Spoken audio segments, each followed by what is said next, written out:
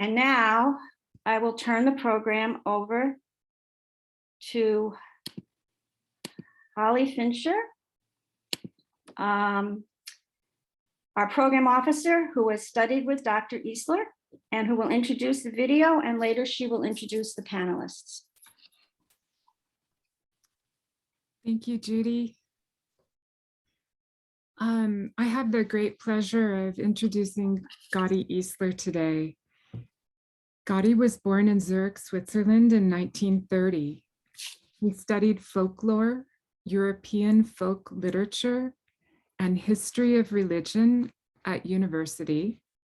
And he worked for many years with Dr. Marie-Louise von Franz.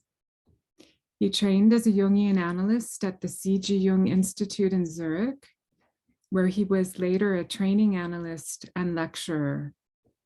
He is a co-founder and editor of the journal Jungiana and is a founding member of the Research and Training Center for Depth Psychology, according to C.G. Jung and Marie-Louise von Franz.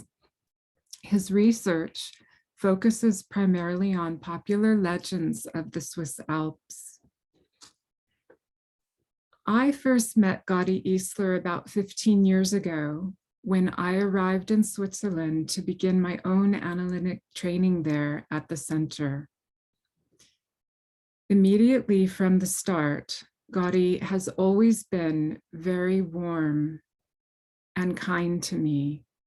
And over time, he has become a dear friend, especially over the mutual, deep, and meaningful respect that we share for the psychology of C.G. Jung. One time, Gotti told me with a lot of drama and feeling about his first meeting with Marie-Louise von Franz. He was quite a young man still at the time, maybe about 25, and he had been reading Jung because he was in a deep concern about his own mental state. He had had a terrifying dream. Now, at this time, he was married and working as a teacher in primary school. The meeting did not take place in the consulting room of Dr. von Franz. Instead, they met outside, sitting on a park bench in the Hohe Promenade, which is a small park above Zurich city center with a view on the lake. Right away, Dr. von Franz seemed to know that Gotti was just a bit of a pueriternus, or an eternal youth. And she told him to go and make his way in the world first before beginning analysis. She said he needed to study at university and to get a degree because nobody would read something that a primary school teacher would write. Sounds like something Dr. Franz might have said and really meant in context of those times. In response to this, and out of a concern for his own soul, so to speak, Gotti got to work. He went to university and began to study hard in parallel to working full-time as a teacher because he still had to support his growing family. Only after he had written his dissertation did he finally enter a formal analysis with Dr. von Franz and started his training to become an analyst himself. By about 1977, he was working full-time as an analyst, no longer teaching primary school. And he worked from this time onwards until his retirement about 10 years ago from now. Beginning with his first meeting with Dr. von Franz, Gotti's life and work have been greatly devoted to his inner life. Without neglecting the outer world, such as his family and his work for earned income prior to becoming an analyst full-time, he has spent almost every free minute possible with his creative work on the meaning of folk tales. And I have also witnessed him with this devotion towards his dreams, which has also always impressed me so greatly. I know that Gotti wanted dearly to give this talk today in person over Zoom, but nature seemed to feel it better that he continue with his recovery from a small surgery. He is making good progress now, as I understand, and we will hope for a full recovery that he may join us live for another lecture sometime in the future. In the meantime, we can enjoy this recording from his presentation of his paper, To Trust in One's Own Roots, which was given by Gotti over Zoom last September for the Center for their block course lectures. And with that, I think we can turn towards the video.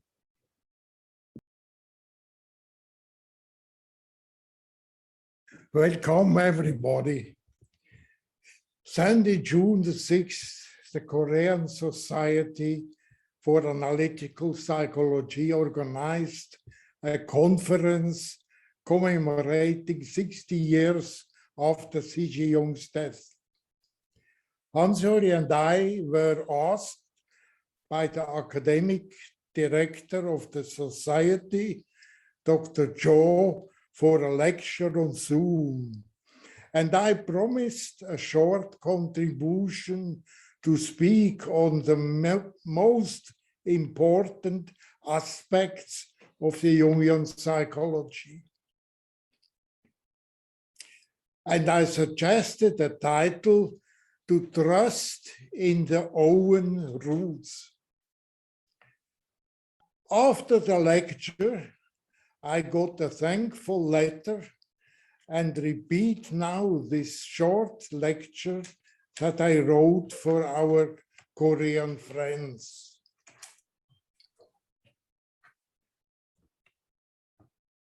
I greeted them, dear Bo Jung-ri, dear former analysants, dear friends and colleagues, thank you very much for your invitation.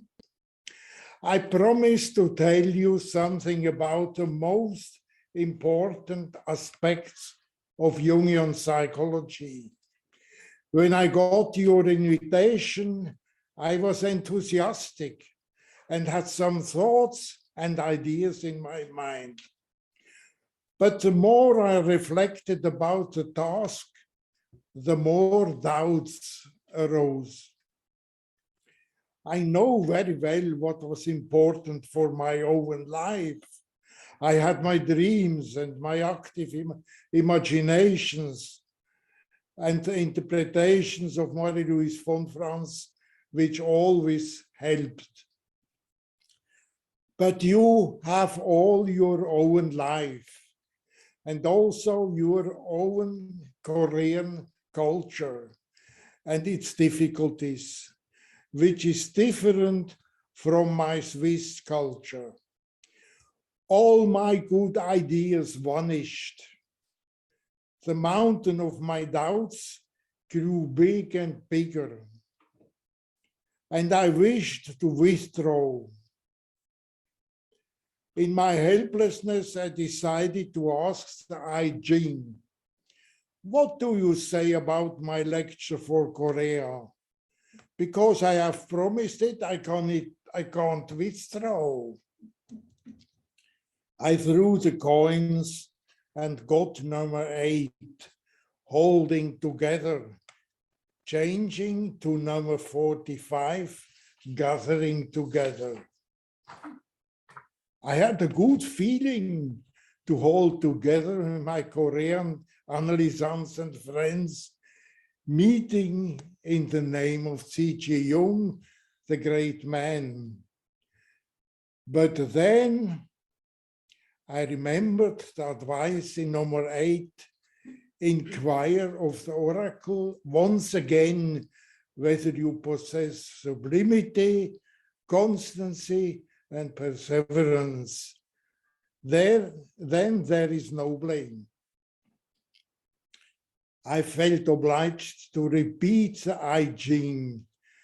threw again the coins and got number 26, The Taming Power of the Great, with 2 bad lines on the first and on the second place. Danger is at hand. It furthered one to desist, and the axle trees are taken from the wagon. I was disappointed and had to wait, and all the doubts came back, and the time until the meeting became shorter and shorter. To get ideas, I read in Jung memories and other texts. After some days, I made a short active imagination. I asked my anima, my soul, should I cancel my lecture for Korea? She answered, no, on no account. I objected, but the car has no axles. She replied, do you think you should go by car as long as you can go on foot? Now I was in trouble indeed. I had only a small hope. Going on foot announced the own way, step by step. 4 nights later, I had this releasing dream. I heard organ music, like composed by Johann Sebastian Bach.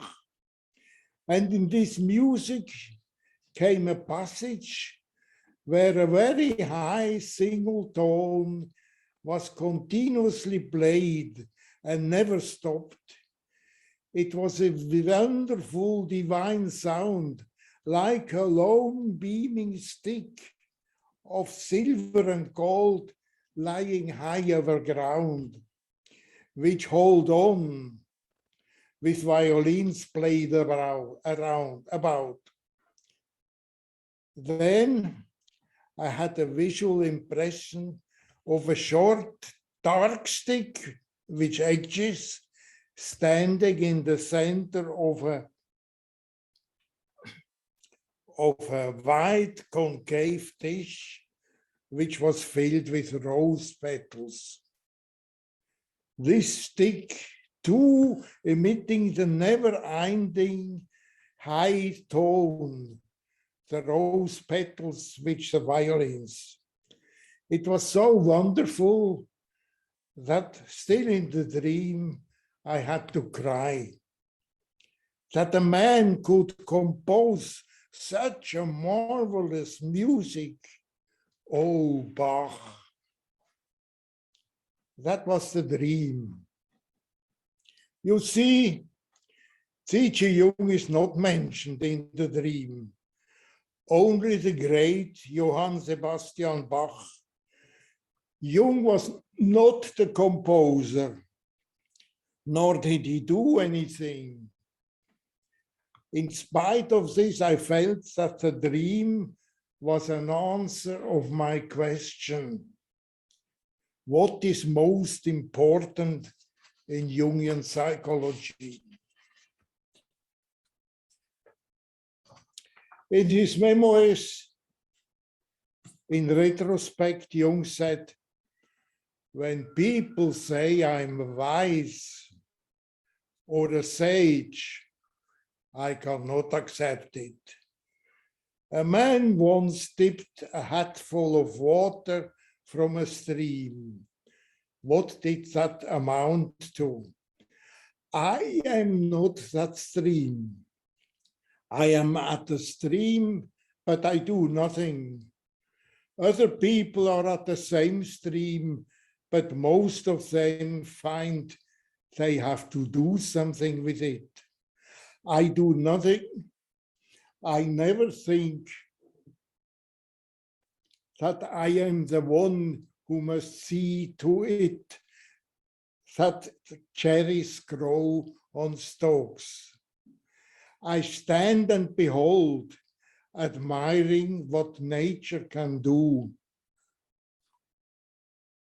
And Jung said, There is an old story about a student who came to a rabbi and said, in the olden days, there were men who saw the face of God.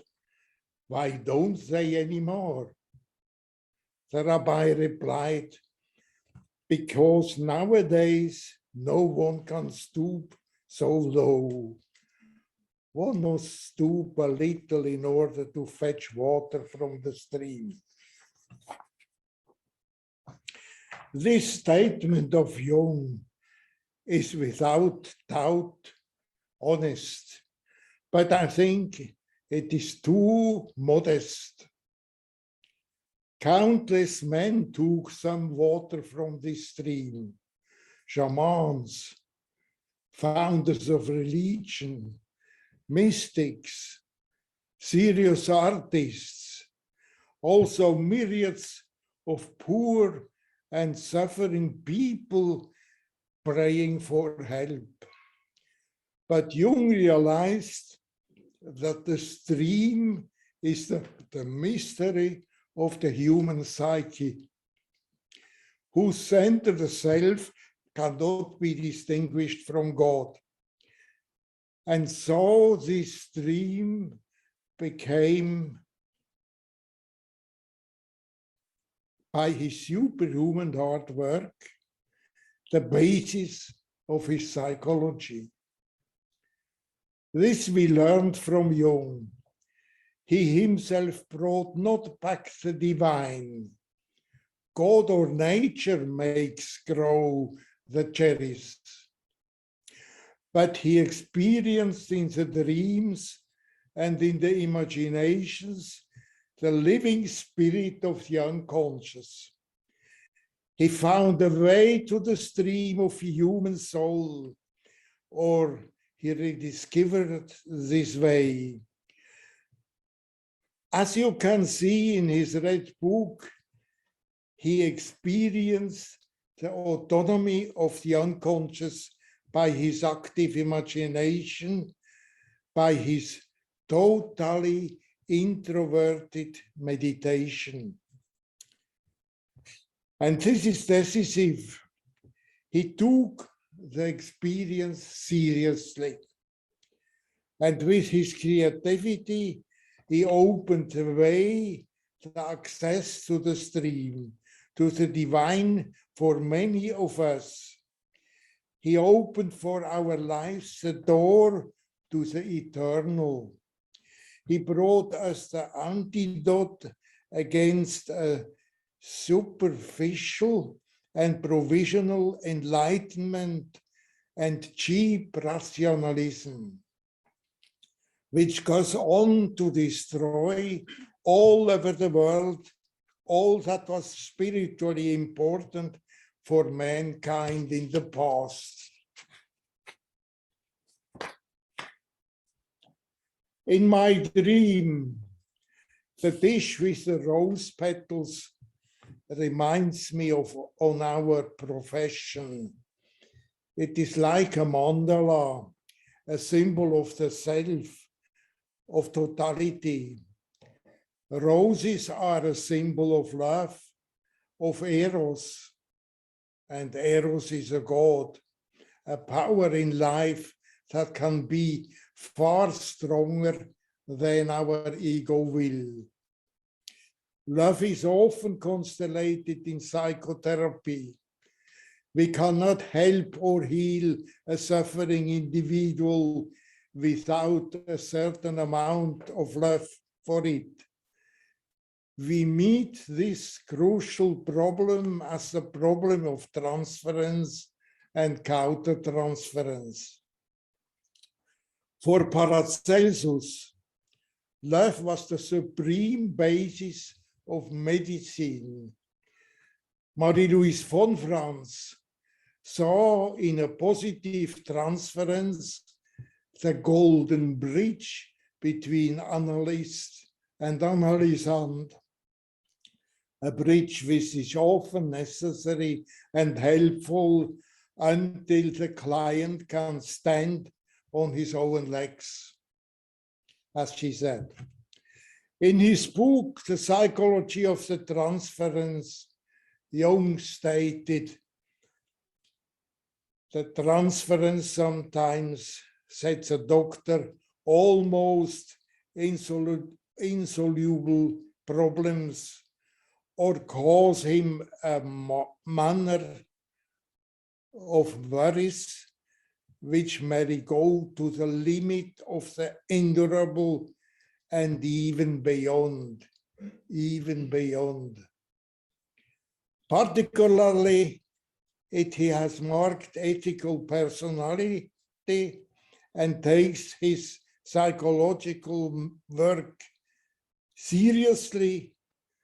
This may lead to moral conflicts and divided loyalties whose real or supposed incompatibility has been the occasion of more than one disaster.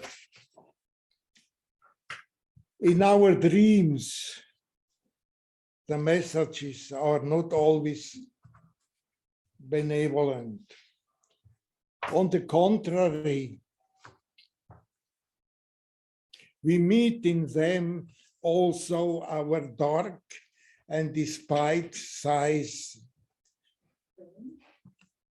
and sometimes also the horrible dangers of our time.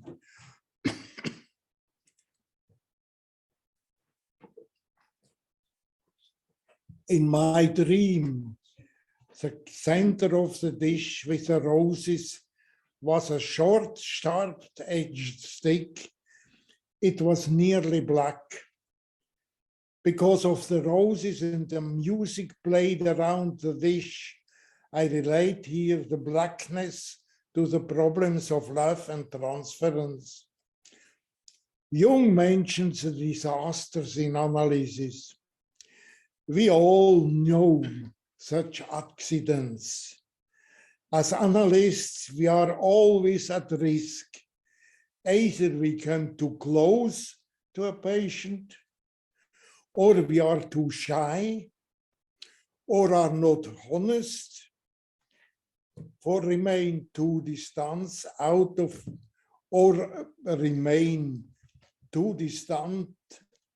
of pure cowardice and hinder a process of individuation. It is not possible to make no mistake. We never are sure. Not long after the beginning of my analysis in Marie-Louise von Franz, she said to me, I have often told this, you cannot individuate with a white collar. Individuation is following the curved way of a snake, where we meet all difficulties which belong to our life. I was with von Franz half a lifetime, and she never gave an advice that was not founded in a dream. There are analysts which think they are more wise than the unconscious and give advices out of books or their own life experience, or they say, C.G. Jung did it in this and or that way. Such advices can be helpful for the moment, but they have nothing to do with individuation. In individuation, only the revelations of the own unconscious count. They compensate the deficiency of our conscious mind. But how do you recognize a good analyst?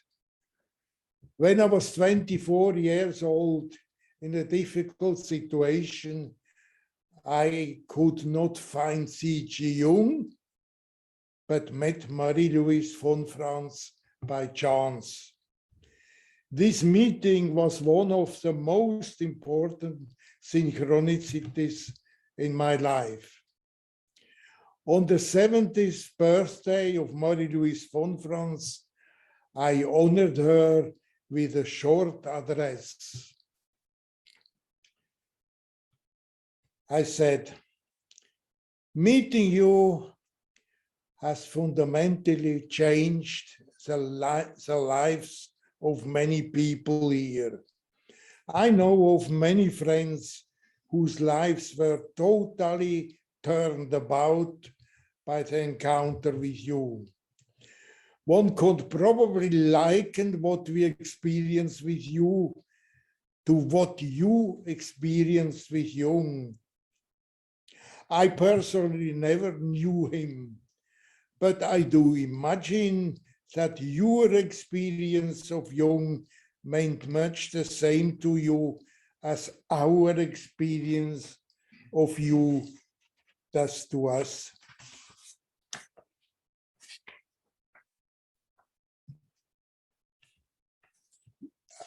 I said also, you have led each of us to their own individual truth, to their own self.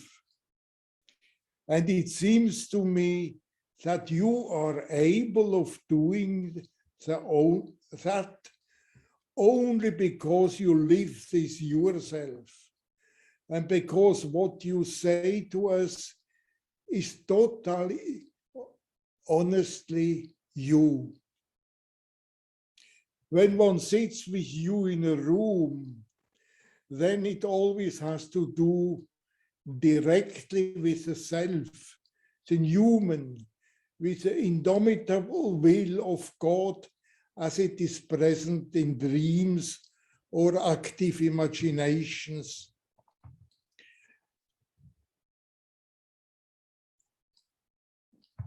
And it never has to do directly with something of the ego. Even when sitting together with you, one kneels, and you kneel, and the one who is with you kneels as well in front of the great and incomprehensible.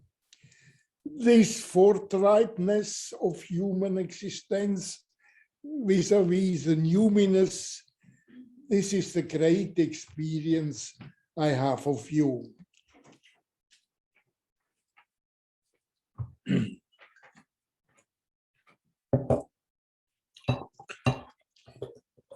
It is this modesty and honesty and indeed religious relatedness to the revelations of the unconscious in dreams and imagination that I have learned from her.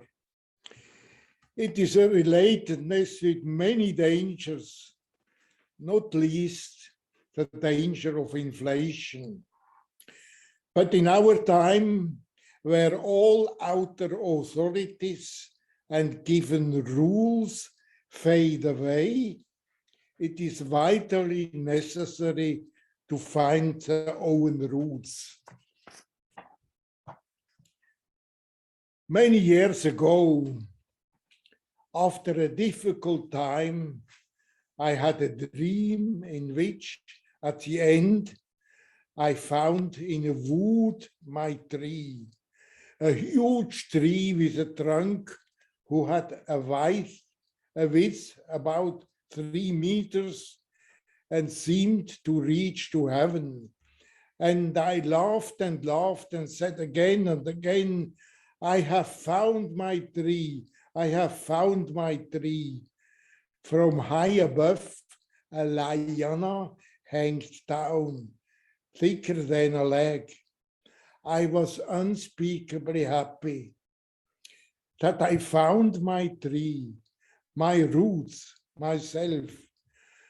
But when I told the dream to von Franz, she was not as enthusiastic as I was. She only said, Now you have to climb up the liana to the height. This is your work. For her and for Jung, it was absolutely necessary that we all do our creative work, especially for analysts. Many of us only like to give analysis. This is far more agreeable than to do the always very hard creative work. But the dreams, not only my own dreams, usually insist on doing creative work. Think of the enormous struggle and work of C.G. Jung. Creative work is always a hard sacrifice of natural life.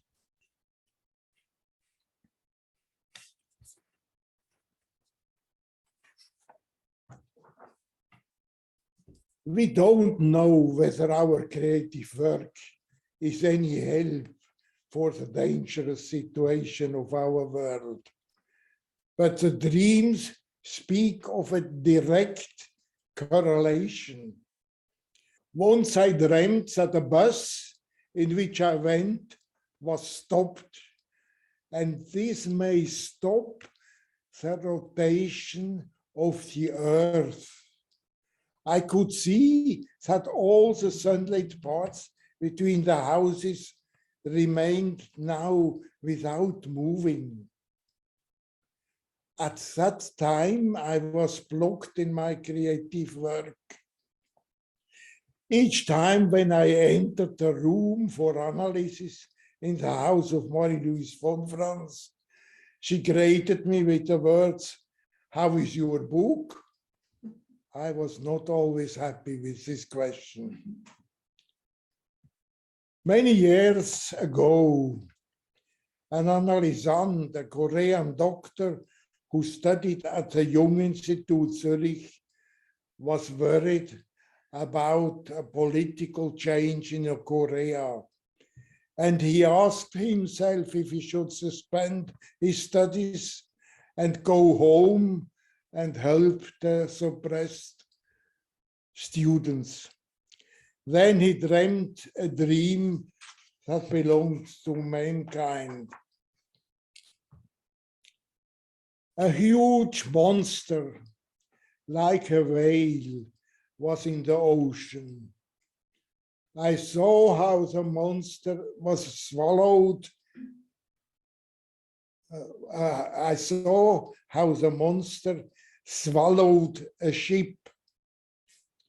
And I thought it will swallow everything in the world and will rule the world.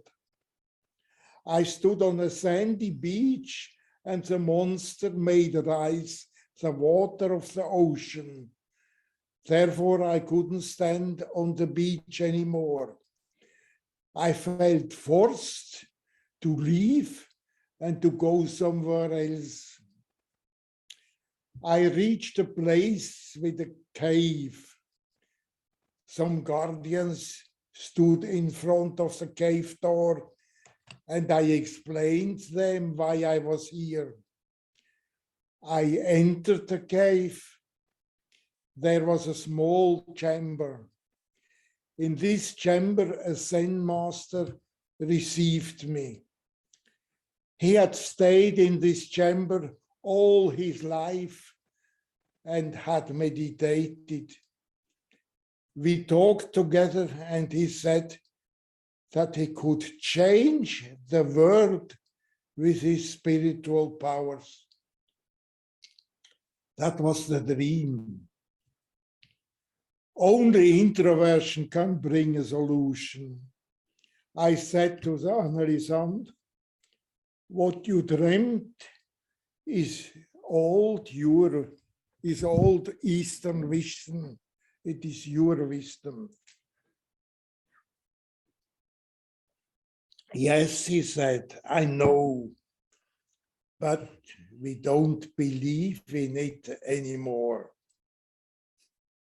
It is the same in the Western world.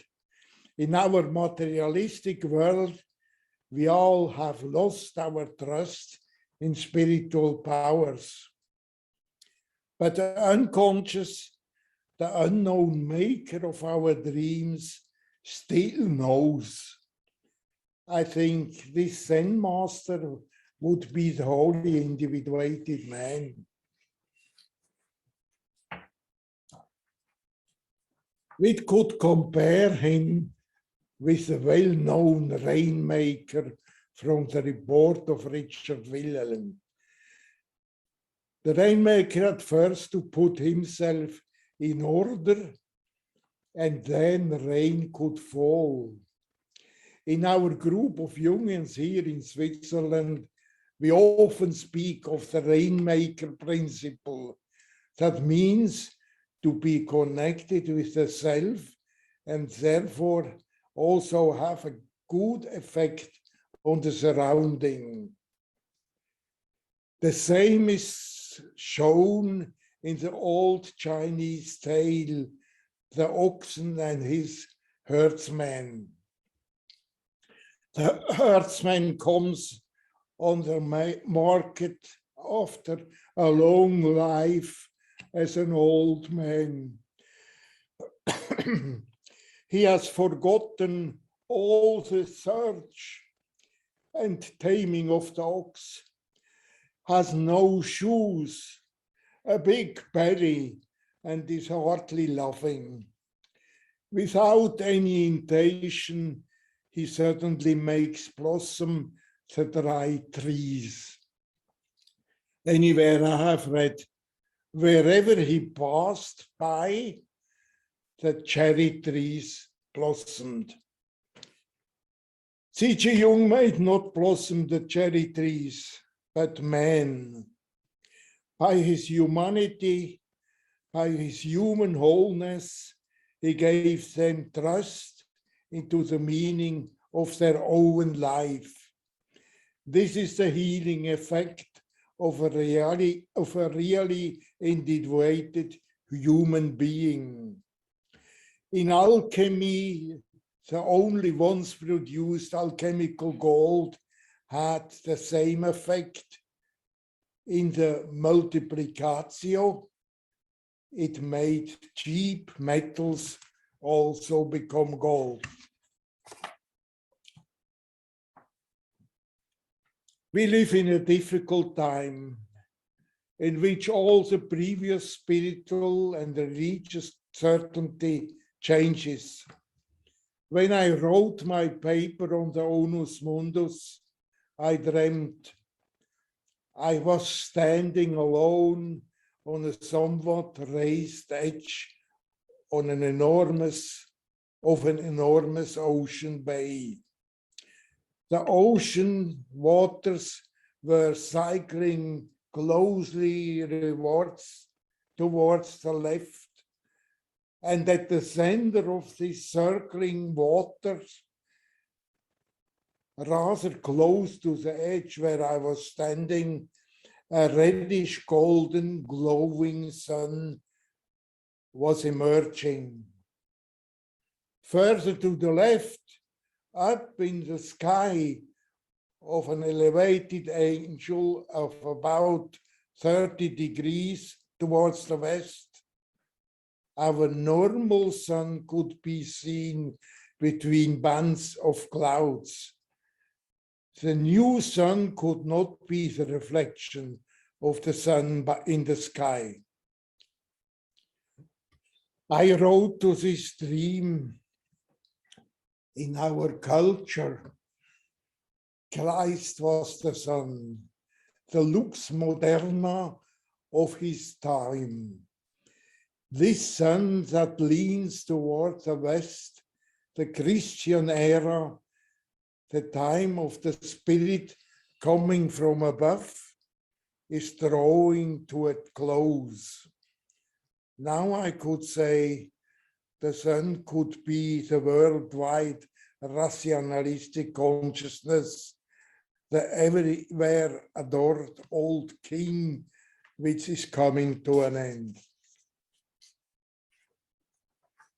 And I wrote, from out of the ocean, the earth, nature, from the collective unconscious, a new light is dawning, the somehow reddish sun, perhaps the new principle of consciousness for the next 2000 years. It is being formed by the waters of the ocean's own movement, and it will rise without any kind of intervention by mankind. What this new sun will bring, nobody knows. It is a symbol, a new God image that corresponds to the tendency of the unconscious to increase consciousness. It is a light from below, which will also encompass the darkness of the unknown God. It could be a conscious awareness, the conscious awareness of man become whole, who realizes the divinity of all creation, including matter. And as I would add here, it will also include the feminine, the true principle of Eros. The dream was a grace and gave me a great hope for the future of mankind. In following the genie C.G. Jung and Marie-Louise von Franz, who went ahead, we all are working on new consciousness, the mysterium conjunctionis, the synthesis of the psychic opposites, step by step, with humbleness and hard work. It is paradoxical. We must do our work, but we cannot do it ourselves. We are only a kind of midwife for the birth of the new sun.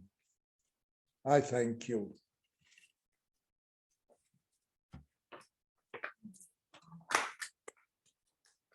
I'm going to go through and introduce each panel member briefly, and then we will circle back around and allow each person in the same rotation to make a few comments in response to Gotthi's lecture. And then we'll have some spontaneous discussions around that. And then we will shift to open the discussion to the larger audience. So first I'll present to you Laurel Howe. Laurel is a Jungian analyst living and practicing in Lakewood, Colorado. She recently completed a book about women's individuation based on an interpretation of the fairy tale entitled Fitcher's Bird. She is now returning to her lifelong research on Mary Magdalene as an image for the feminine side of the death and resurrection archetype and the anima of the church. Inácio Cunha is a Jungian analyst living and practicing in Belo Horizonte, Brazil. He has translated into Portuguese 3 books by Marie-Louise von Franz and has published his own book in English entitled The Lower Limbs in Jungian Psychology, The Girl with the Big Toe in Her Mouth.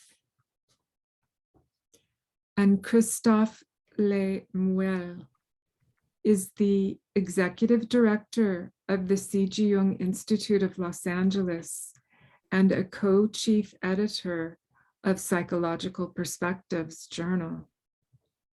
He trained as a quantum physicist in France and has published several articles on psyche and matter. Christophe is also an analyst in training at the Research and Training Center for Depth Psychology, according to C.G. Jung and Marie-Louise von Franz. I wanted also to mention that Christoph has been working on the translation of one of Gotti's articles from German into English language, and I understand that the publication of this article is upcoming. I hope, Christoph, that you'll share with us some information about that so we can look forward to perhaps being able to read that. Myself, I would hardly, in a way, know where to begin my response to Gotti's lecture. It is so deep and thoughtful and profound. And I do hope that we will be able to put a video on the website where it will be calibrated better, and you'll be able to rewatch it probably several times to really take in, because I think he hits directly to the heart of the deepest information, and it takes more than one listen or one view to just begin to scratch the surface of understanding that. But anyhow, let's go back, and Laurel, please take your time. Oh, thank you, Holly. I want to thank Holly and Judy again, and I'm sure there are others in the background that are making this event possible. It's wonderful that you were able to bring us this lecture and to give us this opportunity to talk about it. I'm so happy to be here with three beloved colleagues that I can see anyway. It's strange because I can't see the other than the panel members. I can't see who's out there and who I'm talking to, but anybody who has met Gotti probably loves him as much as I do. I think it's difficult to express how much love we have for this man, sorry, who has shown us with his life such a humble and loving devotion to individuation. You can see that really clearly in this lecture. You get a sense for how down to earth Gotti is. Some of the stories he tells about his own encounters with von Franz and how he came to depth psychology are hilarious. Some of them are even a little bit humiliating to him, or at least to his ego, I think it's fair to say, but always synchronistic and meaningful. He's telling us that the most important aspect in Jungian psychology is to trust in one's own psychic roots. This is a really bold statement, I think. And when we examine it carefully using Gotti's examples, we find how simple it is and yet how profound it is to say such a thing. The lecture itself isn't that long, but it's as dense a lecture as any that I've heard, as Holly was saying. It's dense on the feeling level and it's dense on the thinking level. At the same time, it's so natural and honest and humble. It is Gotti all over. He shows us exactly who he is, how he lives, following the unconscious with complete feeling, and trying also so hard to understand what is approaching him. As a man with a strong feeling function, he demonstrates something that can be very difficult for our culture to see otherwise. He found a way to bring his very strong feeling function to bear in a culture that doesn't expect men to have a strong feeling function. One can really sense in this lecture, but also just talking to him at dinner, how he so strongly feels his connection to the unconscious. For him, it isn't a conceptual relationship at all. It takes everything that he has. The three qualities that he mentions in connecting with psychic roots are honesty, humility, and relatedness. Gotti has all of these in spades. Holly mentioned earlier the story that Gotti tells of his first encounter with von Franz at the tender age of 24. He had had a nightmare actually about the devil that terrified him and made him think he could go crazy. Having read some of Jung's books to try to figure out what was going on, he actually told me that he looked in the phone book for information about where he might find a Jungian analyst. At that time, there were still phone books. Then he found the Jung Institute of Zurich and on a free afternoon walked to what is now the Psychology Club in Zurich, looking for an analyst. And that's when he first met von Franz and had his first analytic session in the park.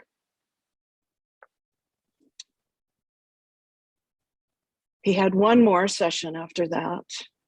And as Holly mentioned, he described himself as an idealistic, even soft young man. He was on his best behavior, happy to be a primary school teacher and not that interested in academic work. But von Franz understood why he was having nightmares. She knew that he had to strengthen his masculinity to stand up to the unconscious and to stand up to the shadow. Gotti tells us that what he learned in those first two sessions with von Franz, I think he had one more after the one in the park. It took him 5 years to digest what she told him in those two sessions.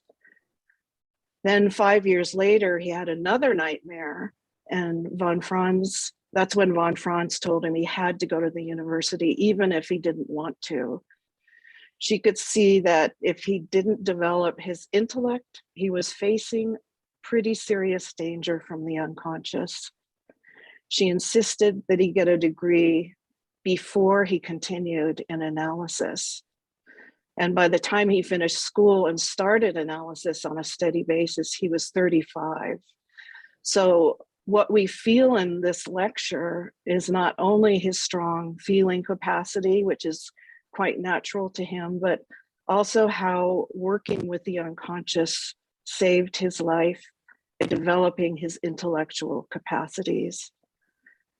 We experience in him a really well-trained thinking capacity built up over the years, even though in resistance in the beginning, but eventually leading to his profound ability to understand the symbolic language of the psyche.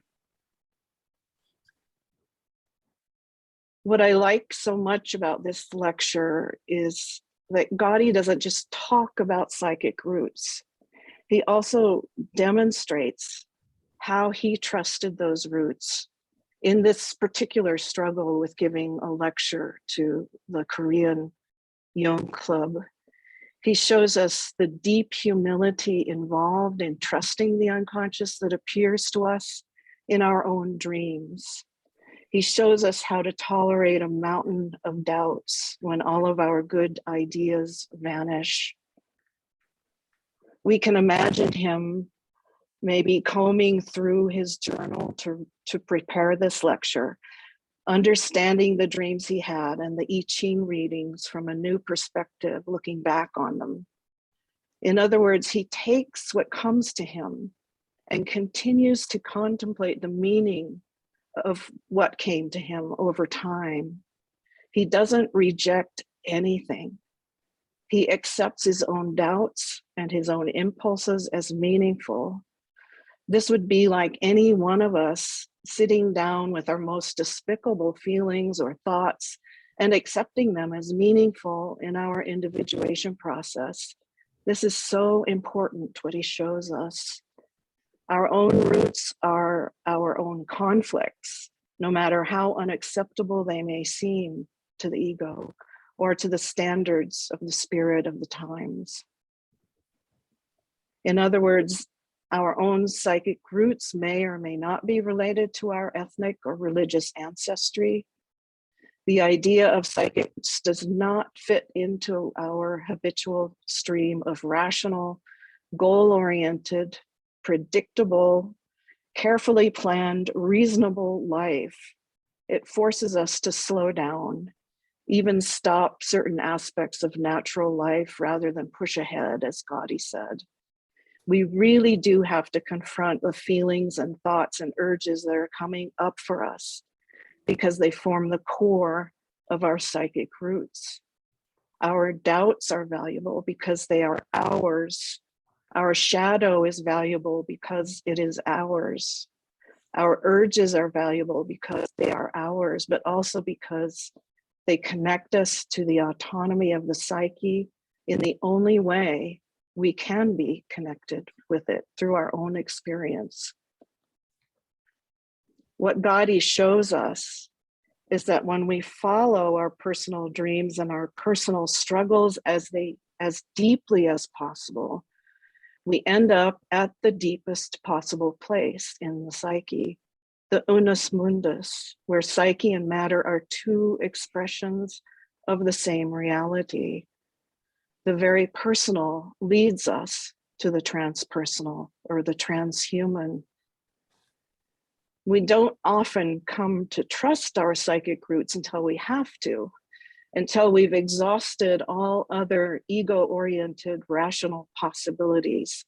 I know I've been there many times, but it's really natural that we are forced to exhaust what we don't know, or exhaust what we do know, before we finally accept the wisdom of the unconscious, or at least to try and understand it even as a hypothesis.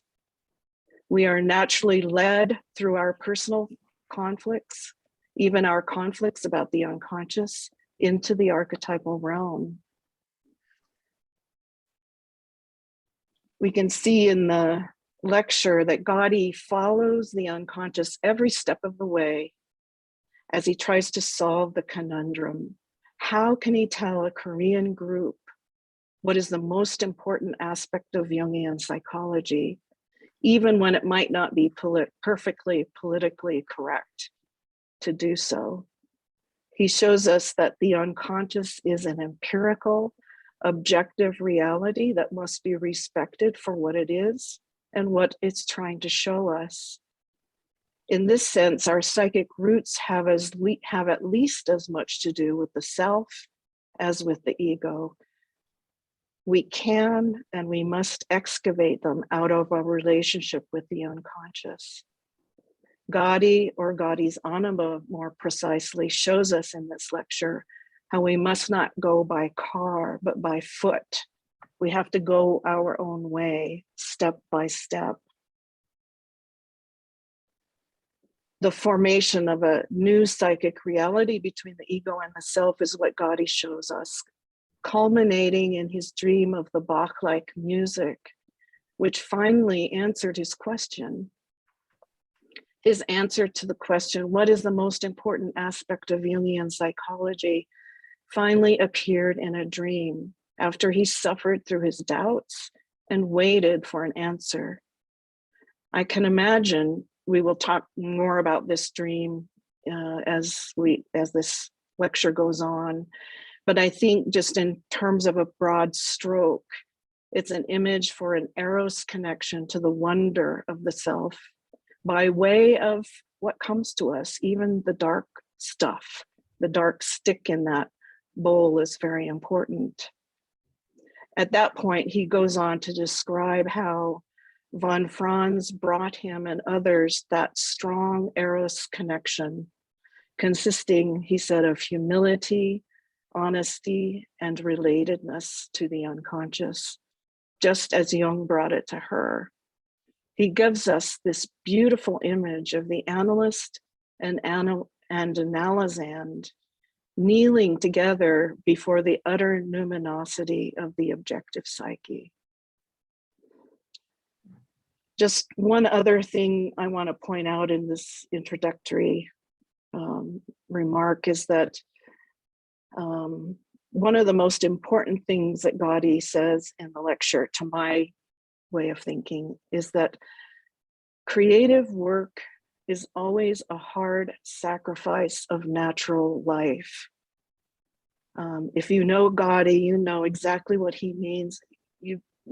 We all see how hard he works on his creative work. This creative work that he's talking about is the process of fully amplifying the image that comes to us in our dreams, in our own psychic roots, in our active imaginations, trying to understand them as fully as possible, but also living the meaning of those images. This is something that Gotti shows us over and over again. When we are working hard to understand a dream image, we give up a certain amount of family time, or sometimes we would rather be having a picnic somewhere. But the unconscious demands that we understand our dreams as much as we possibly can, and then take that understanding into our lives. This is what I think is meant by following your own psychic roots. And I would just mention that, like Gotti, the other Zentrum board members are demonstrating this process constantly. They're working on their own creative work. I mean, they never stop. It's a continuous process to bring their understanding of the psyche into the world according to their own roots. This can sometimes seem like such a lofty activity, but as you can see with Gotti, it stems from a very personal, organic relationship with the psyche. It's not conceptual and certainly not philosophical. It's empirical and based in our own struggles. Gotti said he nearly gave up with this lecture, but that's when his numinous dream of the Bach-like music came. Through creative work, through a deep conversation between the ego and the unconscious, the psyche becomes real. It becomes known for what it really is rather than what we think it should be. And as he points out in the end, by following our own individual psychic roots, our own dreams and active imaginations, we help bring a new God image to bear. His dream of the two sons is an organic result of Gotti carefully and steadfastly trusting in his own psychic roots. Thanks. Thank you, Laurel. Ignacio. Hi, Laurel.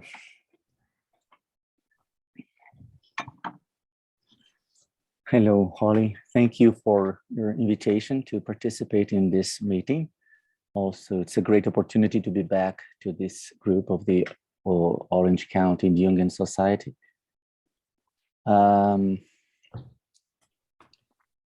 It's a little bit difficult to talk about Gotti, and I don't feel that I am the best person to be here today because there are many more people who know him much better than myself, had a great life with him or sharing his life with him. So I basically wanted to share my own experiences with him. But I think it is important to just, as has been said there, to appreciate this lecture, one has to delve into it more times because it is like a basket of golden eggs, because the more you see it, the more it comes, the more you find jewel there. So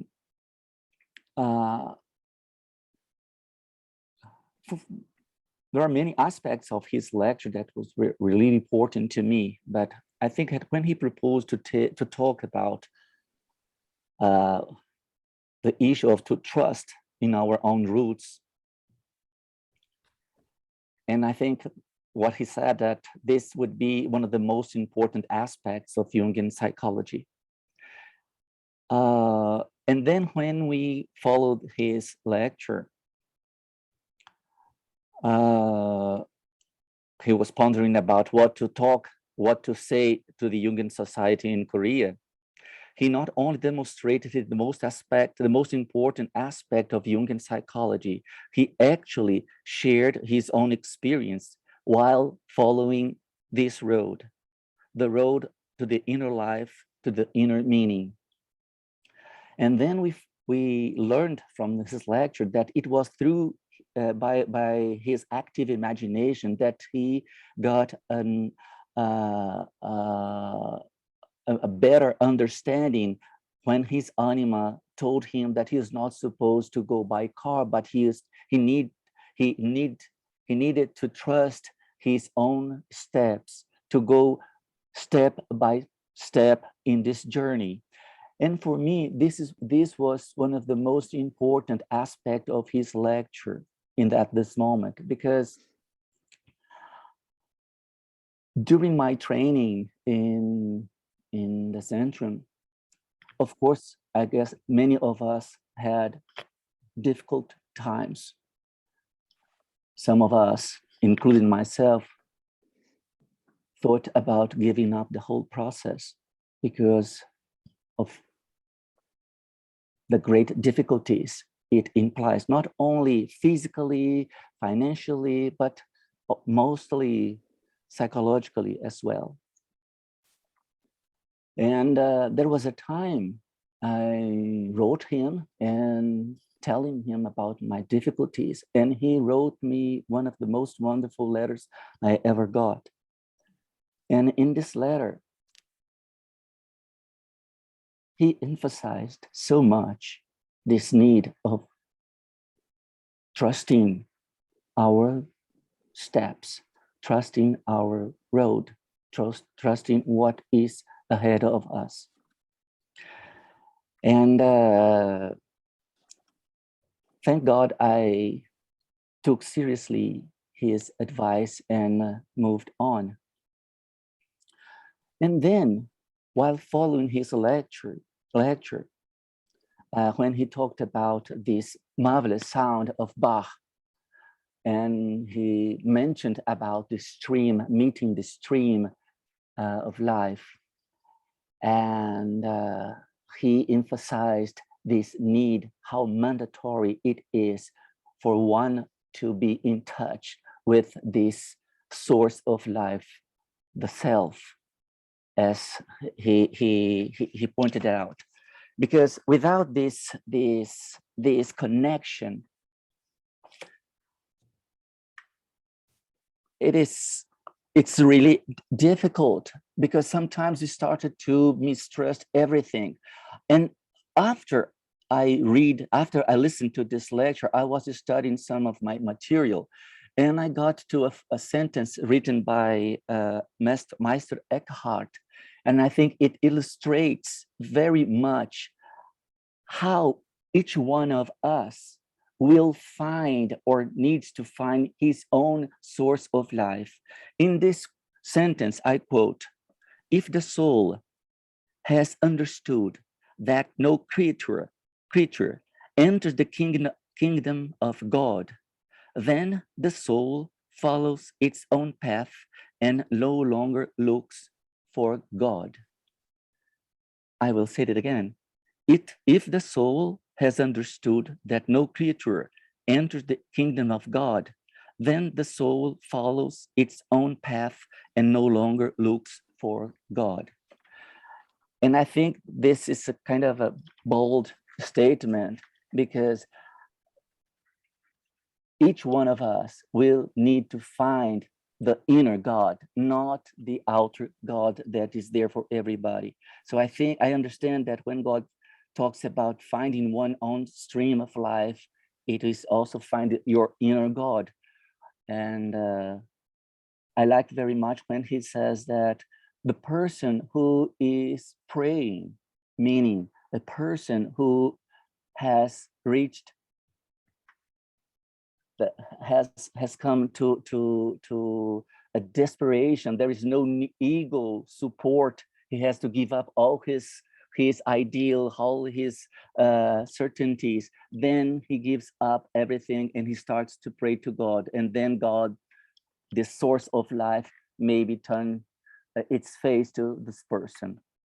So I like it very much because then he summons the issue of love, and he brought in the image of both Jung and von Franz, as I would say, being the victims of love, love's torture, love's consequence, as well as the love's redemptive quality.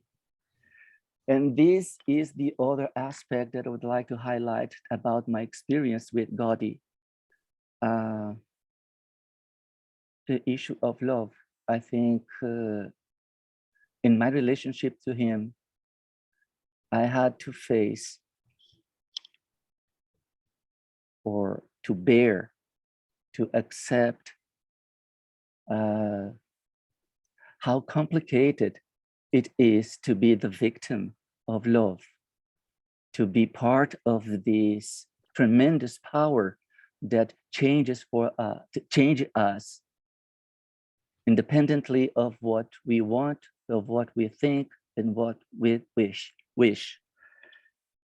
So I also must thank God very much for this, for his sharing about his experience of love.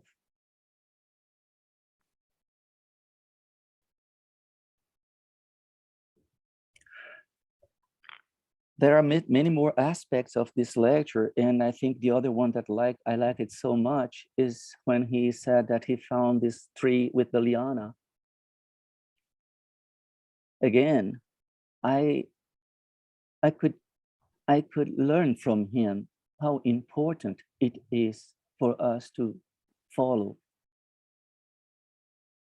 to face our task. And it was very interesting that it was very recently, maybe last year, that I had an opportunity to talk to him again. I was in a very difficult situation. And he mostly reminded me who I were, from where I come from, where are my roots, what kind of work I'm supposed to be doing. So by this very short conversation I had with him, he helped me, or he showed me how important it is for me to delve more and more in my own life, my own culture, my own earth. So I think one of the reasons that I have been dealing mostly with this Amerindian culture here in Brazil, it's also because of what I've learned from him in this respect. And of course, as Laura well said, there is no reason if we know everything, but we don't bring forth something. So our creative task turns out to be the most important thing. And this creative work should be done because there is something within us that requires it. So we do our creative work because of this inner God, because of the self, because of this stream of this music, because of this God that we must find within. And by doing this our creative work, maybe we can join this healing process that we are so much in need, not only within, but without as well. And of course, it's very interesting that he closed up his lecture about with the dream of the two sons. And I think everybody in life right now, in our offices, seeing clients, or in our own lives, I think we are experiencing this new thing coming in. We are all in need of something new, a new consciousness. And indeed, it requires really a transformed feminine approach to life. Really a transformed feminine approach to life. So basically, Holly, this is what I could say about my experience with Gotti, and I wanted to share with you. Yeah. Thank you. Thank you so much, Ignacio. So much already that we could begin conversing about, but I would like now to ask Christophe to please make some comments and share something with us. Well, thank you, Holly, for inviting me for this celebration of Gaudi, and thank you, Judy, as well. I am probably the person who knows Gaudi the least, because I've just met him 2 years ago for my first blog course at the Zentrum.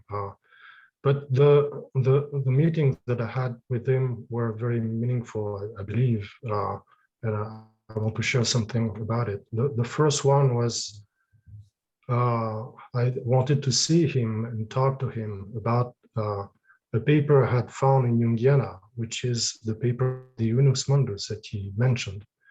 And I wanted to talk to him about it because it's something that was really extremely meaningful to me. And so talked a little bit about it, and I gave him one of my papers on numbers, and he told me that he didn't understand anything, which is, he was very modest and very direct, which is a quality that I love, of course. And so I told him that I wanted to maybe publish the paper. It's published on the Unus Mundus. And I was asking if he had an English translation. And he had one, actually. And this paper is the one that we're going to publish in probably in a couple of months. And so I spent quite some time with our copy editor to try to look into all the references. And you can see all the amount of work that he spent on trying to get all these references from Swiss folklore, from legends, and it's very impressive. All German references that it was very difficult to keep track of. And so the last contact I had with him was maybe a month ago through his daughter, and he was very happy that the paper would be published soon. And yesterday, actually, the paper, the title of the paper is Some Reflections on the Unus Mundus, the totality of the word as an inner realization. And yesterday I thought, well, I'm going to read the paper again to see maybe I could say something about it. And I had in front of me the lines that Gotti just read. And I was planning on reading these lines. I thought, well, it would be nice to read his dream about the new sun and also to have his commentary. So it's a kind of moment of grace that you can have, I believe, when you meet someone who is so simple, so modest, and so much in contact with the depth of what we are. And you know, he was talking about Marius von Franz and saying that she was, her main quality were modesty and honesty. I think you have exactly the same with Gotti. You can see that in his doubts when he was talking about whether he should give a lecture and what to say, and he didn't know what to say because he felt that maybe there was nothing he could really share to with a Korean audience. But just the simplicity goes to the core of what we are. It doesn't, it's completely disconnected from gender or race. It goes to the core of things. And when you go there, all kind of moments of grace like this kind of thing that I just showed you, where suddenly you want to share something that you just shared before me. So I don't have to do it again. But it was there. It's a kind of influence that manifests spontaneously and simply. this is what he was talking about when we said that we had lost our trust in spiritual powers. These things happen. These things just come if you just care to listen, if you're patient, if you don't rush and try to go with your car, but go on foot. If you just connect to this source and just listen to your dreams and connect with active imagination, or using the I Ching or whatever you want, but listen, then this kind of teaching comes. And you know, in the dream that you mentioned about the red sun coming out of the depth, he said in his commentary, it will arise without any kind of intervention by mankind. Yes, but if you don't look, if you don't observe, if you don't listen, that sun is not going to rise in the same way. You're not going to be part of this new dawn. You're going to just, it's not going to work the same way. I don't know how to express it, because this sun is really rising inside of us, from inside of us. And it's something which is utterly different from the sun in the sky that everybody sees. So you can be really estranged from yourself if you don't listen to this sun. There is a kind of ethical obligation to it, I feel. This is, when he was talking about honesty, there's a dimension of ethics in what we're doing, which is to really try to not avoid problems. Actually, he was saying we need the difficulties of life if we want to be ourselves. We need really to go in the world and meet these difficulties. They will come to us anyway. And we need to face them fully, completely, without trying to avoid them. There's many things in this world which are really not nice. We can see that in the news. But we don't know exactly what we can do, but we just need to listen to what's really close to us. And then we need to respond to it. And this is how we can change things. These are the spiritual powers that Gotthilf was talking about when he was mentioning the rainmaker, and also his Zen master. So I think that's all I want to say. Thank you. Thank you, Christophe. I think I would just add maybe my own observation, which is already implied in everything that has been talked about thus far, that Gotthilf himself is a kind of a role model. In the time that I've known him, when I've been in the same, staying in the same place for lectures, I always thought it so curious, and I was so taken with how he would, during the lunch break or in the evening break before dinner or after, he would always lock himself in his own room and work on his dream journal. That every free minute is about being in service to this patient observation, and also looking, like you are talking about, Christophe, that we have to look in an active way. Otherwise, it's not the same. The transformation doesn't take place in us in the same way.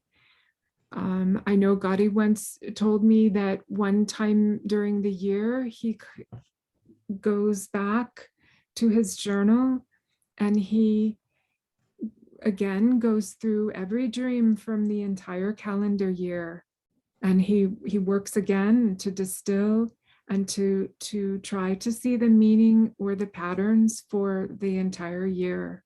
This is yet another way of devotion to what he said in the film. He said we are a kind of midwife for the birth of the new sun.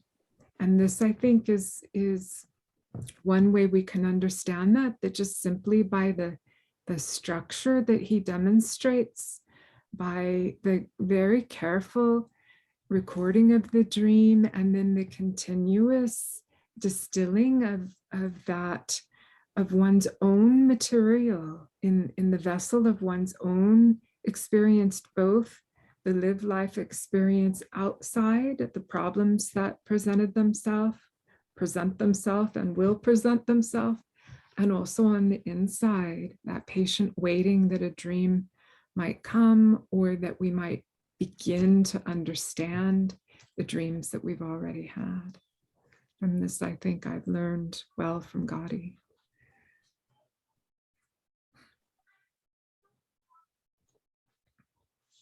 Do we want to say anything else amongst ourselves before we turn toward the larger audience? I just had this thought as Christoph was talking about the idea that Gotti presented to us, that this new sun would come up no matter what, without human intervention. And yet, you know, each one of us can help somehow. Each one of us can contribute to when the sun comes up, and how it treats us when it does come up. I was reminded of Jung's trip to the Navajo Pueblo, where he met the chief who was so sorry for the white man because they didn't realize that the Navajo were actually helping the sun to come up every day. And if they didn't pay attention at some point, if they destroyed the Navajo, the sun wouldn't come up. It's very similar, I think, mythologically, that we're in this era where we know we're helping a new God image rise. We actually have consciousness of that fact, and it's showing up in a lot of different ways in lots of people's dreams. And the more that we can help it come up,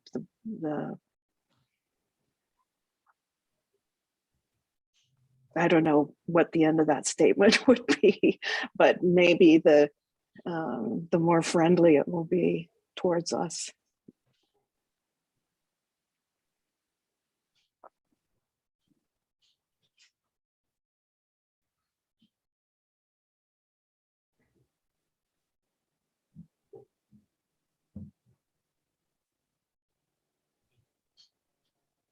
I guess if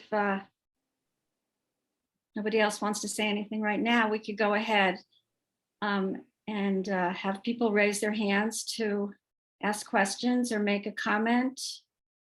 You should be able to just find the raise hand function pretty visible on your screen and raise it, and then I will send you a message to allow you to unmute yourself. And when you're done, you can use the same icon to lower your hand. I want to say that before we knew we were going to have the panel, we announced this as only a 1 hour program, and it's obviously turned into a almost 2 hour program. So I appreciate that so many people have been willing to stay on. And waiting for somebody to raise their hand. There we go.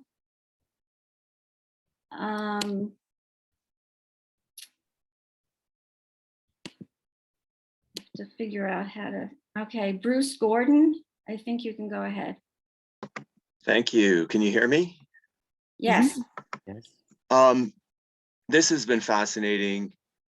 I want to mention that I was thinking a lot about alchemical ideas, especially in the light of the rose petals and the red sun, that mercurial precursor to the philosopher's stone, and the kind of 4-part conjunction of male and female in this panel between 2 trees, laurel and holly. And the holly is associated with the axle. It's a very strong very powerful. It's white wood, it's tightly grained, and so it's used in chariot axles in ancient times. Laurel is Apollo's sacred tree, associated with the rebuff of Daphne, but also the Ignacio, the fire, the sacred fire that is the Christian alchemical idea of the light of Christ, which is of course the Christoph. So the thing I'd like to center on is the three images that, whether they had a synchronistic order in his life, they were the central images of the presentation between the bowl with the rose petals, after the idea that the I Ching presented of a broken axle and presumably of a wheel on its side, you know, that image of the black, maybe burned, certainly broken stick that was the axle, that somehow yet emits this supernal, sublime tone that is creative in itself without actually going anywhere. But the rose petals to me are an image of a fraction of eros, of something dead and yet suggestive of a new life, or maybe the potential for restoring life, and that is recaptured in the image of the bay with the rising red sun. And so these three images are so nicely, I mean, even the idea that in dreams, so they come from three sources: the divination of the I Ching, the active imagination in the case of the bowl, which is a white thing with a black center, and then of the dream image. I think I have that right, that those were the sources based on Marie von Franz's sort of guidance. So this becomes a very multi-leveled kind of process toward what was a very paralyzing situation. And in fact, it's more of a description of overcoming that inertia through releasing the need for creative mastery, and the feeling that there is a new rising light perhaps in human consciousness that is represented by this red sun. It reminds me of the Ace of Cups in the Aquarian deck and in other tarot decks. That Can I interject? I want to stop at some point, because there's we maybe, if there's someone on the panel who feels that they can make a response, one always has to be very careful about one's own. When we all have our own ideas, but of course the dream image always brings something that that is not known by consciousness. So the amplifications can be helpful. I don't know the stick in the dream. I didn't catch the part about it being burnt or broken. I wasn't clear about that. I think it's just dark. It was sharp though, and it was cracked. I mean, it had that sense of being kind of a damaged thing, or a singed stick. That was my impression. I think Gotti talks about that as being an image for the darkness of life, or just the confusion of love. He was speaking of the rose petals as representing eros, and the black stick would be, and one idea for it, I'm sure there are others, would be that it represents, on the one hand, a dark experience in which we feel overpowered by love, but it can also, as a stick or maybe a twig, I'm not really sure what it is. It could also represent a little piece of individuation that might come out of that experience.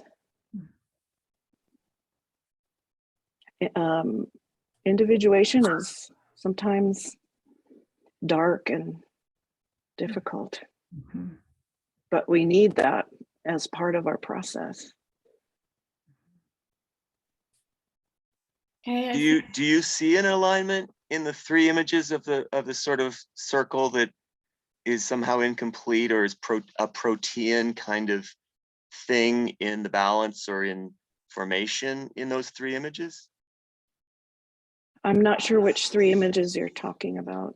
Of the bowl with the black stick and the rose petals, of the bay with the rising red sun, and of the I Ching image of the broken, presumably a wheel with a broken axle. For me, those are very consistent images of both wholeness and of a broken world with maybe a promise for something new.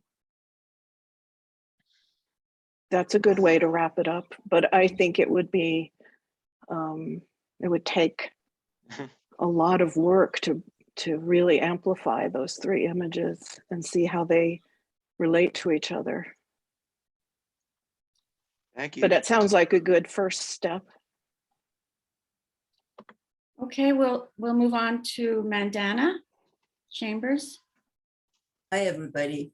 It's so good Hi. to see you guys. Mhm. And I'm so touched by seeing Gotti talk at this age and the depth that he always brings. I met him in 2004, and he's had a profound impact on my life personally.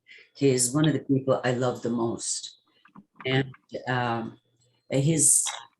what I love so much about him is not only his devotion to the psyche, but that he is really one of those rare people who walks his talk. I had a dream of him many years ago when I was at the Centrum, where I was struggling. My analyst had, insisted that I should present a creative work, and I didn't know where to begin and how to wrap it up. And then I had a dream of Gotti, which I told him that I have graduated from the Centrum. This is before I even took my propaedeuticum. And as a graduation present, Gotti gave me a golden pen with a pearl attached to the tip of it. And of course, that dream, I told him, and he literally had tears in his eyes. And he said, well, you know what you have to do now. So I can't say enough about him. And I'm not going to take up the time to reminisce. It's just that I do love him a lot, and I'm grateful to see him. What I wanted to say is everybody has made wonderful comments about the lecture. And I'm walking away thinking the way I always think about Gotti. What do I take home with me from this dense, rich hypothesis that he presents? And three things stood out for me, without getting into details, because you guys did a wonderful job on the panel. The first lesson that I walk away with is how he exemplifies how to stay on the cross when facing a challenging situation. From the very beginning, on the one hand, he has made a commitment to the Korean students about giving a talk. On the other hand, he's struggling with the I Ching, and he's not sure if giving a talk about roots to people of a different culture is the right thing. He doesn't just jump into it. He doesn't just get off the cross and decide he's going to do something about it. He actually struggles with it. He wrestles with it. He suffers it, goes through it. To me, that is Gotti, and a role model for me, because I do tend to be impatient and I want to jump into things and solve them immediately. The other thing that stands out is he describes how we are asked to be midwives for the birth of the new son, that we don't get to raise the son, we get to be midwives for the birth of the new son. And what does that mean to me specifically? How am I going to be the midwife in my own little world, in my own little life, for the birth of the new son? And then, of course, he describes the new son, the new God image, a light from below that encompasses the dark God, matter, and the feminine. It's so easy to just run these words, these phrases as a theory, but to fully embody it and wrestle with it and stay on the cross with it, I think is another thing. And that's really what I'm walking away with. How is this talk going to influence my way of being in this world? We talk about the current circumstances. Everybody wants to get into the political aspects of it.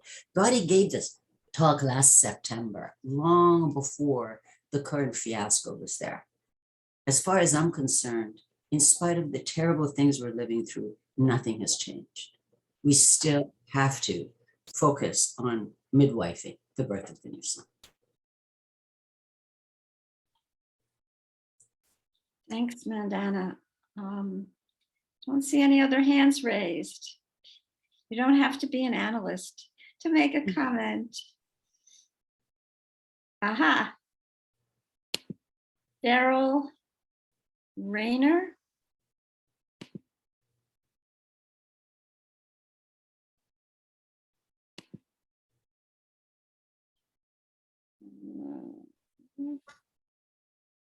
You should be able to unmute yourself, Beryl.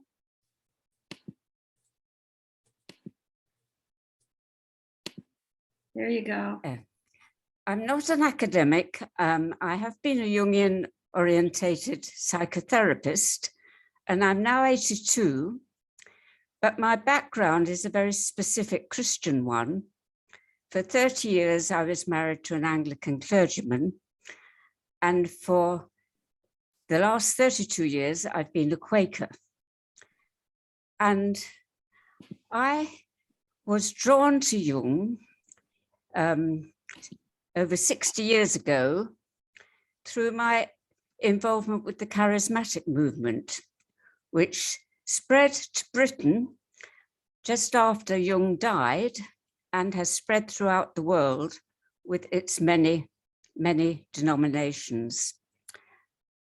It's based on its outward sign often is speaking in tongues, and it emphasizes the gifts of the Spirit.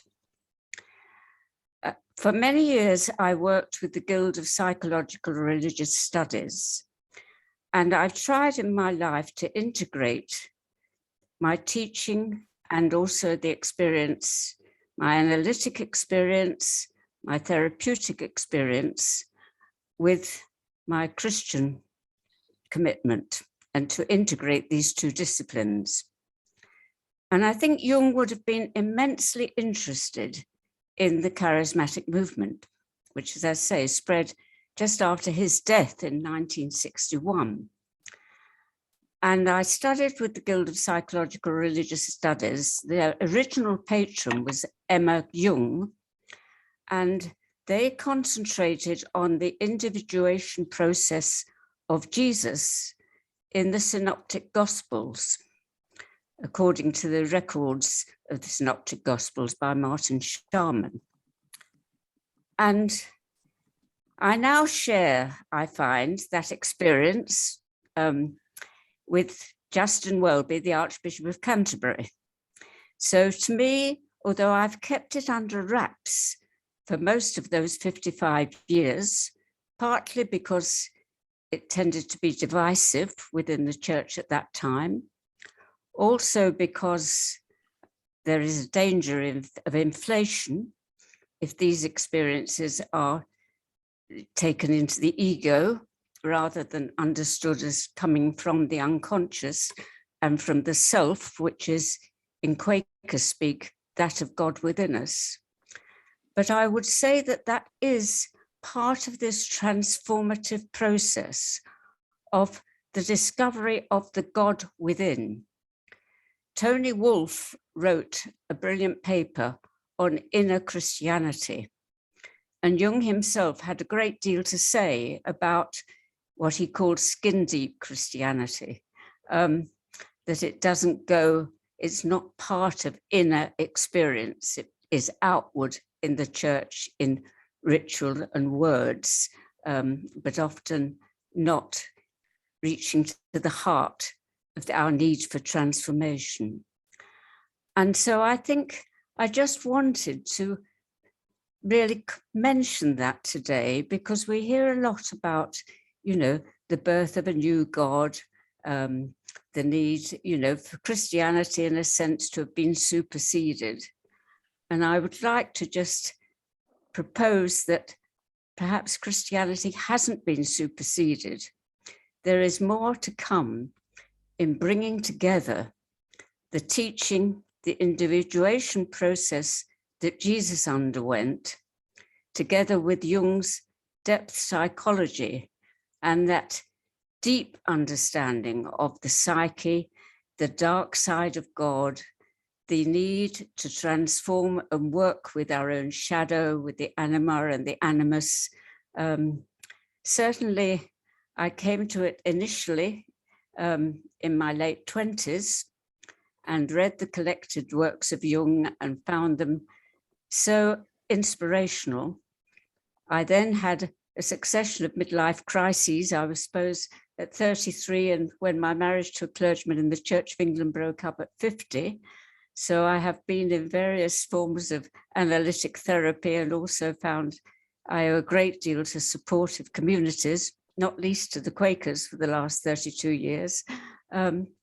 But, you know, there is that going on within us in that discovery of the self, the image of God within us, which Christ so completely expressed in his life and death, teaching and resurrection.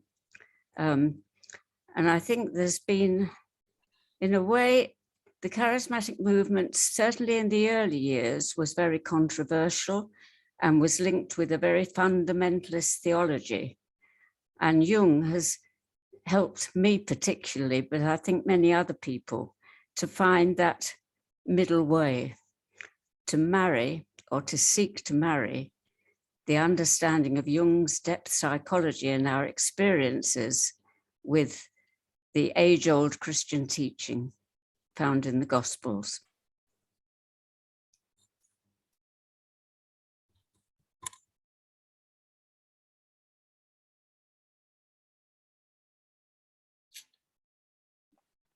Certainly, my understanding is that Jung does not say we discard Christianity, but we put the new wine in the new bottle, that the dream is dreamed forward.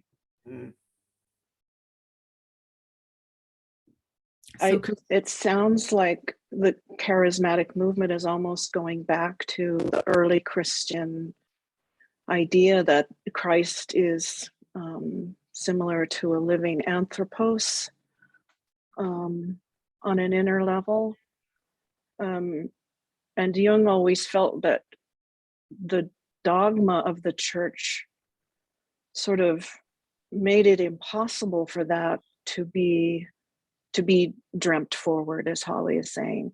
So going back to the synoptic gospels and really looking at what Christ did and what he actually said, you know, it allows us to bypass what the church tells us we're supposed to understand, and instead to have a living experience of the self, of that stream that Gotti was talking about, and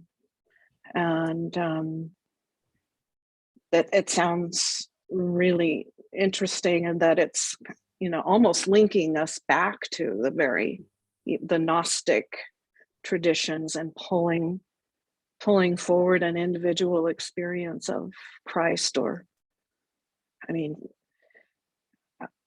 I think in that sense, Christ can certainly represent, any experience of Christ can be an experience of the self when it's that direct. Yes, and I think speaking in tongues is a form of prayer. I can say over 55 years now of that experience, it's been integrating rather than fragmenting. It's certainly brought me up against, at times, the dark side, And Jung was always very interested in the occult. And I think the fundamentalist theology at that point was probably a useful container for the dark side, that encounter with the devil in one form or another. We and do have another person waiting to ask, so I think Yes. we'll. So I'll put my hand down, and that takes Thank me you. out of that, doesn't it? And does that unmute me? Hopefully that unmutes me. I'll mute you. Phyllis Steele. Hi, I feel like I can make this short, but maybe offer a bit of a different perspective and support of what the professionals have said. I was fortunate to meet Dr. Easler several years ago in Kuznets, where he lives, and spent a few hours with him. You know, I'm not a professional. I've been in analysis and have been pretty committed to Jungian ideas for most of my adult life, but he met me just as, you know, kind of a regular person. And I did not expect really to have him share much of anything of himself. And oh boy, was I surprised. He was so honest, exactly what people have already said, but I can back that up with being just kind of a regular person meeting him. He was honest, humble. Of course, I did not quiz him. I was just tried to be quiet and careful, you know, and he just shared of himself. He talked about God, he even went into talking about his mistakes he had made in his marriage. And I mean, goodness, I was shocked and honored to be trusted, you know, with some of his inner thoughts. He was really wonderful. And really, I was so appreciative of the time I spent with him. And really, it backs up everything I've heard from the people that know him, you know, who are analysts. But to have him be that, sharing with somebody who he didn't know and was just, you know, a regular person, so to speak. It's a time I spent that, you know, I feel so fortunate and I will always really treasure. So, and all of your comments were really wonderful. And I was struck by the different perspectives, or the different aspects that were brought by four of you. So it was wonderful and I really appreciate it. Thank you, Phyllis. We have Joe Lombardi. Yes. Am I unmuted? Can you hear me? Yeah, we.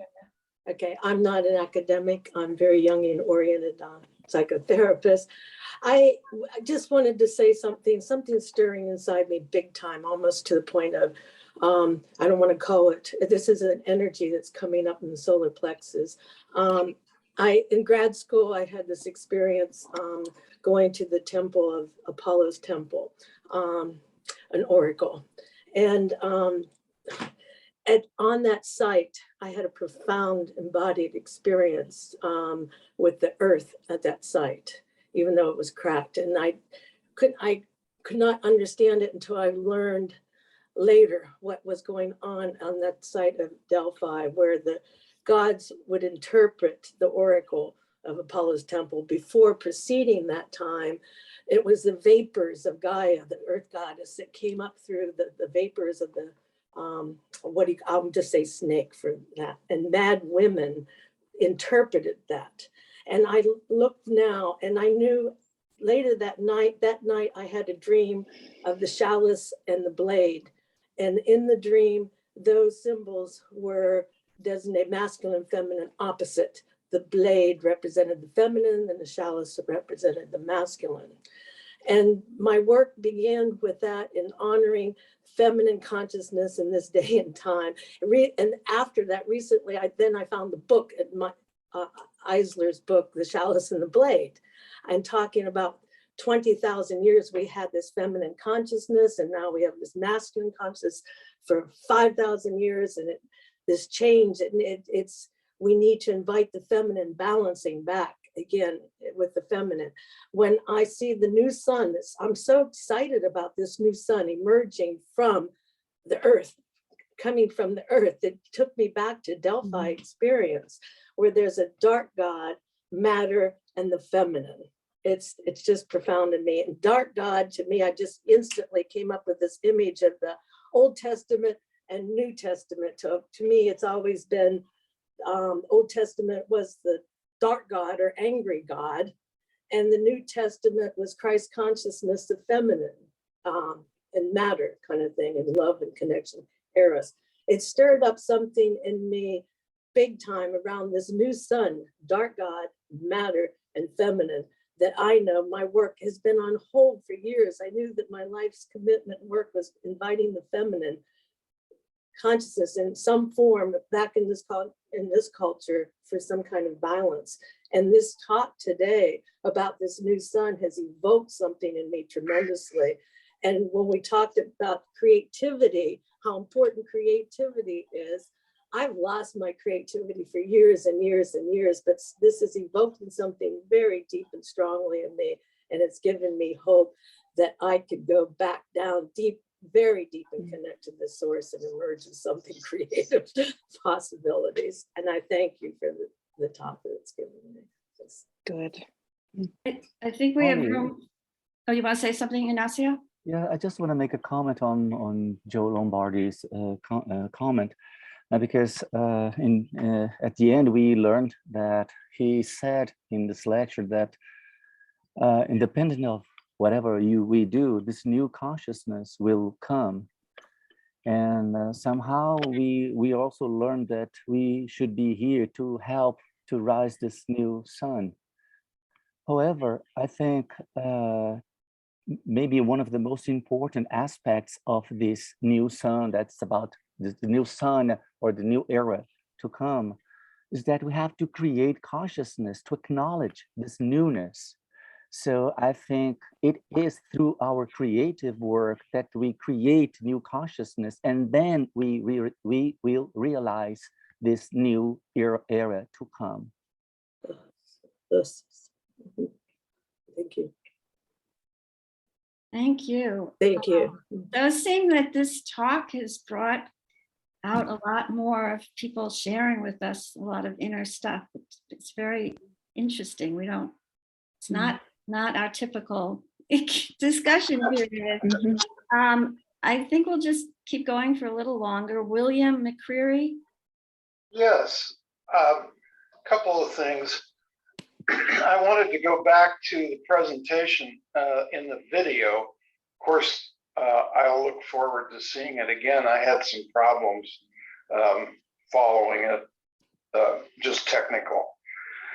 Nevertheless, what I really greatly appreciated was the opportunity to see a seasoned Jungian working in his preparation for this talk, using the Ching calling upon dreams, active imagination, and in this very humble, earthy way, just telling us his process. I found that to be so valuable, and I thank you for that. And then I think the contributions of the panel have been very fruitful. And of course, we're seeing that in all the conversations that are emerging. I remember hearing Marie-Louise von Franz speak years ago at Pacifica. It happened to be her birthday, and she was there. And in her reflections, she said regarding this new consciousness, or this new new creation that the midwife of soul is all about, she said, we have to call upon all the energy, all the strength, all the power that we have to call God to be God. And I found that to just be incredibly important to what we saw in the effort today. His presentation is drawing upon all his consciousness and his depth experience to bring forth this new creation in his presentation to the Koreans. Then finally, I was moved by some of the thoughts that were expressed regarding simplicity, humility, earthiness, and of a little story I heard where Jung was being celebrated. It was a gathering, and there was tuxedos and toasting and good food and wine and lots of laughter and presentations honoring Jung. And Marie-Louise von Franz and Jung walked out into the night air there in Switzerland. And Jung said, no one really understands what I'm about except the peasants. They get it. And I always have found that to be just intriguingly wonderful, that our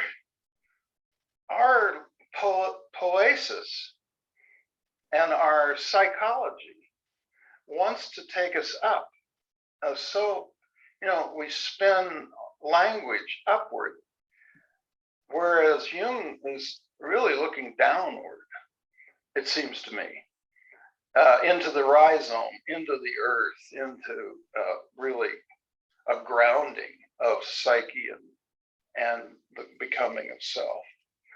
So those are some thoughts I have, and I just, and then finally I thought of Edinger. I just think we ought to explore his work and some of his thoughts on this religion that's been popping up in our conversations today, the Christian thoughts. Anyway, thank you all. And it's been a pleasure and a privilege to share. I think we'll just do one more. Paula St. Marie, who is a member of the Jung Club board. I think that'll be a good way to end with Paula.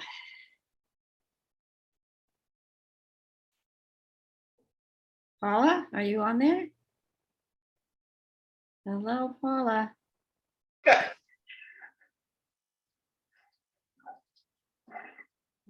Still raised. Paula?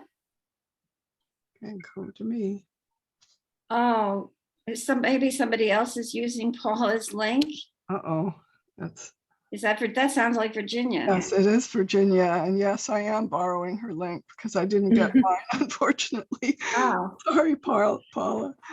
Well, I guess I'll just say what I was. So let me just say, this is Virginia Barrett, another member of the board. And I'm not a psychologist, but I've done a lot of dream work, and I've had a strong interest in Jungian psychology and Gnosticism. And I find this prospect of the emergence of a new God image really, really interesting. But I have an intuition that we're really not talking about a single God image. I think we're talking about an archetype that has a constellation of God images, and that maybe we each have to have our own God images that come from our dreams and visions and so on. And even though the rising sun, I think, is a really nice, broad God image, I still think of Jung as having his Philemon and so on. But that was what crossed my mind. So I'll throw it out there. I think that's a lovely way to end. Unless anybody on the panel has something they want to add before we say goodbye. Virginia reminded me of the statement that Gotti made in his talk about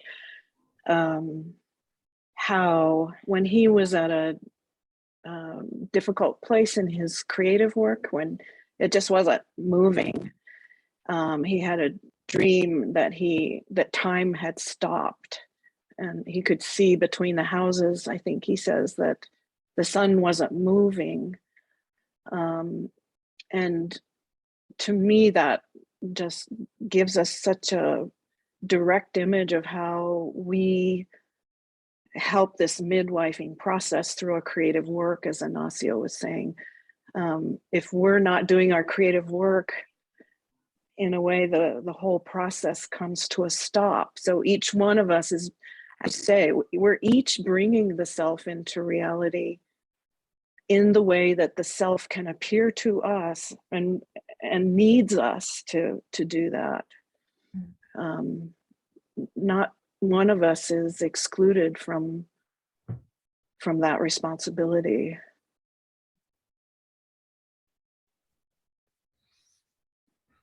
Thank you. Yes, I agree. Okay, well, I would like to just make a big thank you to Laurel and Ignacio and Christophe, and also to you, Judy, for all the work that you have put into helping arrange, especially with the last minute changes. And thank you to the rest of the panel for your contributions. yes. You're welcome. I add Thank my you. thanks to all of you. It was really wonderful that we were able to put this together at the last minute. Yeah. And I think that, I don't know Dr. Easler, but I think he would be very pleased. Yeah. So we will say goodbye and hope to see everybody at our next talk, our next program on April 3rd. And bye-bye, everyone. Thank you. Good to see you. Thank you Thank all. you. Thanks, Holly. Thanks, Judy.